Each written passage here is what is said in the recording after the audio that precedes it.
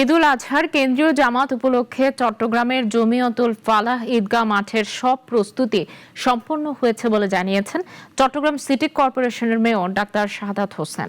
সকালে মসজিদ প্রাঙ্গণ পরিদর্শন শেষে মেয়র বলেন, মুসল্লিরা নির্বিঘ্নে ও স্বাচ্ছন্দ্যে যেন নামাজ আদায় করতে পারেন, তার জন্য সিটি কর্পোরেশন থেকে এই উদ্যোগ নেওয়া হয়েছে।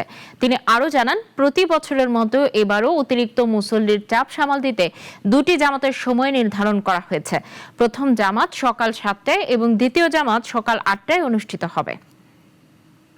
মসজিদে প্রধান ঈদুল আজহার জামাত অনুষ্ঠিত হবে।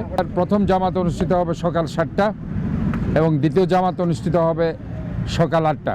তো আমরা মনে করছি আমাদের যে পর্যাপ্ত সুবিধা আমাদের মধ্যে আমরা রেখেছি। আমরা এই যে নিরাপত্তার জন্য আমরা এখানে সিসিটিভি আমরা রেখেছি। তো ওভারঅল আমাদের প্রস্তুতি আমরা রেখেছি। আমরা গত বছর যেভাবে করেছি ঠিক একইভাবে আমরা ইনশাল্লাহ সেটা করব।